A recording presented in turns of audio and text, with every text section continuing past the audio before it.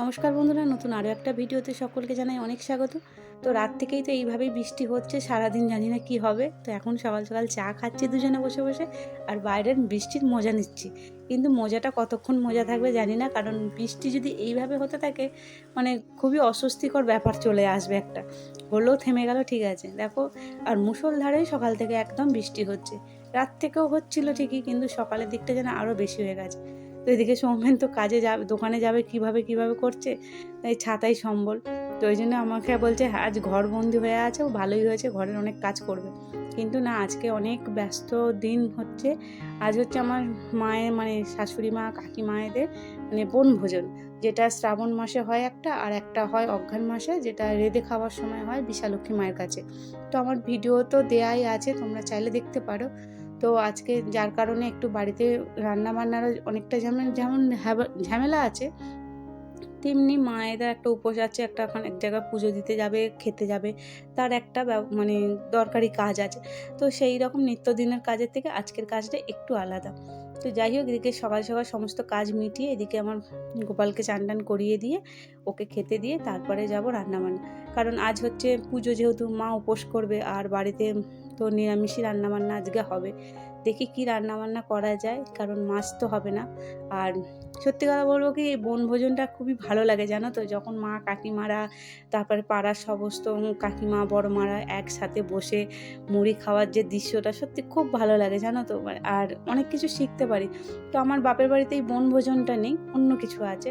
তো আমার এই শ্বশুরবাড়িতে এই বনভোজনটা দেখতে বেশ ভালো লাগে। আর জানো তো, আমরাও মায়েদের সঙ্গে সঙ্গে যাই, যতই দুপুরে ভালো করে খেয়ে যাই কেন, কিন্তু ওই যে মানে মা কাকিমাদের সঙ্গে বসে যে মুড়ি খাওয়ার মজাটা আর যে স্বাদটা সত্যি অন্যদিন পাবো না। তাই মায়েরা সঙ্গে করে ঠিক থালা বাসন এক্সট্রা করে নিয়ে যায়, জানে বাড়ি থেকে যারা যারা যাবে তারা খাবে।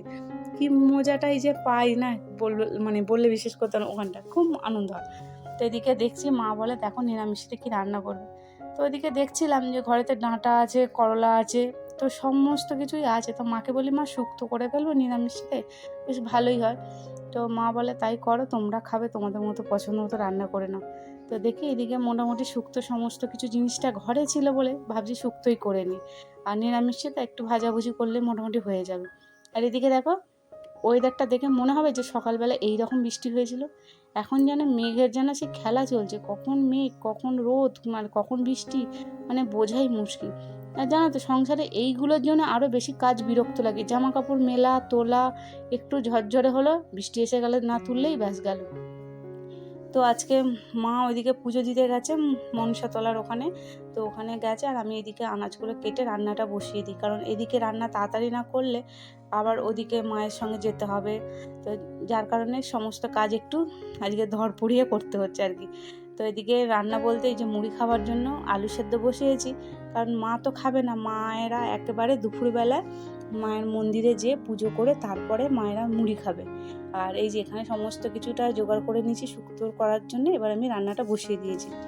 আর এই মানে বনভোজনে বিশেষত্বটা আছে, এই শ্রাবণ মাসে বনভোজন করলে তবে রান্না পুজোর সময় মানে পুজোর সময় রান্না করতে পারবে আর কি। তো যার কারণে এটা করতেই হবে।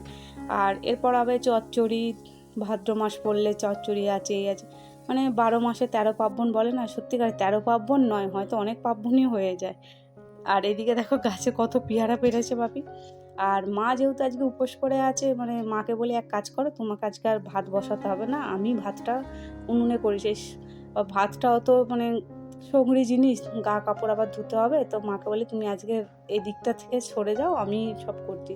তো এদিকে রান্না করে এসে এদিকে উনুনে প্রথমে ভাতটা করে নিচ্ছি, কারণ ভাতটা হয়ে গেলে মা বলে কাঠের উনুনেই বসে বসে ডালটা সেদ্ধ করবো। আর ওই যেমন শ্বশুরমশাই টিনের চালে উঠে এক এক করে সমস্ত পেয়ারাগুলো পেরে নিচ্ছে। পেয়ারার যেন আমাদের বাড়িতে কী যে মানে হয়েছে, মানে গাছের পেয়ারার গাছে থাকছে না, সব ঝরে ঝরে পড়েও যাচ্ছে, আর হনুমানে এসে অত্যাচার করছে।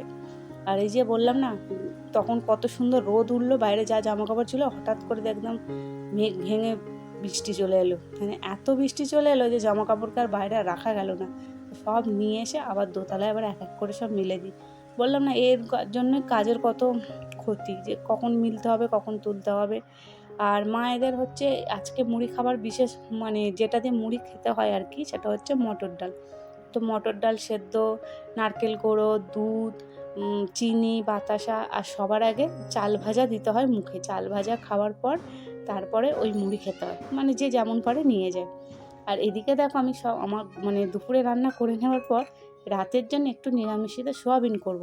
তো যার কারণে আমি সোয়াবিনটায় সময় আছে বলে আমি একবারে করে নিচ্ছি, কারণ দুপুরে বেলার যদি আমি ফাঁকাটা পাই করে নিলাম, আমি বিকালবেলা দোকানে গেলে অতটা ঝামেলা থাকবে না। তো যার কারণে যতটা পেরেছি কাজটা গুছিয়েই রেখে দিয়েছি। আর নিরামিষই রান্না তো ঝামেলাও থাকবে না, গ্যাস মোছারও ঝামেলা নেই, একবারে করে নিয়েছি।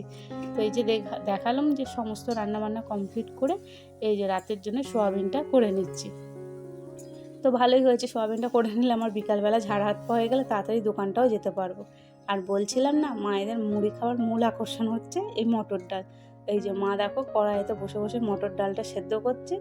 ওতে এবার নুন, একটু হলুদ, কাঁচা তেল, কাঁচা লঙ্কা দিয়ে সেদ্ধ করে একদম শুকনো শুকনো দিয়ে মুড়ি খায়। আর দেখো দুপুরবেলা পেয়ারা পাচ্ছে, আর সে দোকান থেকে চলে এসেছে, এসে আগে পেয়ারা কুড়োতে শুরু করে দিয়েছে। দেখেছো কত বড় বড় পেয়ারা, এইভাবে পেয়ারা। এবার সারাদিন কত পেয়ারা খাবো আমরা, দুটো একটা খাবো, তাই না? এই রকম রোজের নষ্ট হচ্ছে। আর এই যে দেখো এখন দুপুরবেলা মায়ের সঙ্গে যাচ্ছি আমি মায়ের মন্দিরে। তো এই যে মুড়ির জায়গা নিয়েছি, জলের বোতল নিয়েছি, আর বাকি জিনিসগুলো মা নিয়েছে। কি মজা লাগছে, যে আনন্দ হচ্ছে কি বলবো, যে মায়েদের সঙ্গে আমরাও যাচ্ছি বনভোজন করতে। খুব মজা হচ্ছে জানো তো। আর বাড়ির সমস্ত মা কাকিমারা আসবে, অনেক পাশের জায়গারা আসবে, সবাই মিলে বেশ একটা আনন্দ হবে। এই যে মা মন্দিরে ঢুকছে, আমাদের এইটা সিংহবাহিনী মায়ের মন্দিরে হচ্ছে, আর যেটা অঘ্রাণ মাসে হয় সেটা হবে বিশালক্ষী মায়ের মন্দিরে। আর এইটা মায়ের মন্দিরটা আমাদের কাছেই, তো বেশ ভালো লাগছে। তো এই দেখো এখনও সেই রকম কেউ আসেনি, এই দুপুরবেলার মধ্যেই আসে সবাই, মানে এই দুপুর দুটোর পর আসে। এখন ঘড়িতে মোটামুটি 2:30টার কাছাকাছি বাজতে যাচ্ছে। এবার সবাই এক এক করে আসতে শুরু করে দেবে, যেহেতু আমাদের বাড়ির সামনে বলে হয়তো আমরাই সবার আগে চলে এসেছি। আর মন্দিরটা কি সুন্দর লাগছে না, দেখো চারিদিকটা বেশ ভালো লাগছে। আর এই মধ্যিখানটায় কী হয় বলো তো, এখানটা বলি হয়, যার কারণে এখানটা মাটি বলে ঘাস বেরিয়ে গেছে। আর এই যে মা এখন ধূপবাতি জ্বেলে দিচ্ছে গেট গড়ায় জল দিয়ে, তারপর ঠাকুরকে প্রণাম করে ঠাকুরকে জানিয়ে তারপরে মায়েরা খেতে বসে।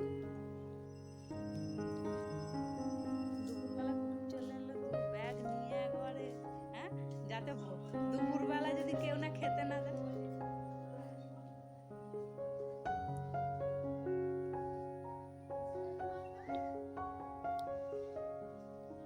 তো এই যে ঠাকুমা, পাশের বাড়ি একটা যা, সবাই এসেছে। এবার বসবে সবাই মুড়ি খেতে, কি আনন্দ বলো তো, কি মজা নাই হবে, সবাই মিলে বেশ খাচ্ছে। আর এই যে দেখেছো এক এক করে সব আস্তে আস্তে সবাই কি সুন্দর জমায়েত হচ্ছে। তাও পুরো মানে সবাই একসাথেই করছে না, এটা শনি মঙ্গলবার দেখে করলেই ভালো, যেহেতু শুকনো খাবে নিরামিষ। তো এই যে সবাই সবাইকে দেয়া নেওয়া হচ্ছে, কি ভালো না মনে হচ্ছে না, আমরা স্কুল লাইফের কথা মনে পড়ছে কি, যে এরকম স্কুলের টিফিনের টাইমে সবাই একসাথে বসে এই কি তুই এনেছিস আমাকে দে, আমি কি এনেছি তো ওকে দিলাম, এইরকমটাই ঠিক মনে হচ্ছে না। তো এবার মা আমাকে খেতে বলছে, আমি তো ভাত খেয়ে এসেছি, আমি তো আর খাবো না। তো ওই নিয়ম রক্ষার মতো হাতে একটু একটু নিয়ে খাচ্ছি। এই যে দেখতে সবাই সবাইকে দিচ্ছে, কি ভালো লাগে বলো এগুলো। এগুলোই মা কাকিমাদের থেকে বসে বসে শিখে নিচ্ছি কীভাবে কী করতে হয় না করতে হয়, কারণ পরবর্তীকালে আমাদেরকেই এই দায়িত্বগুলো কাঁধে তুলে নিতে হবে, তাই না? বাড়ির বউ বলে কথা। যাই হোক, আজকের ভিডিওটা তাহলে এখানেই শেষ করছি, দেখা হচ্ছে নতুন ভিডিও।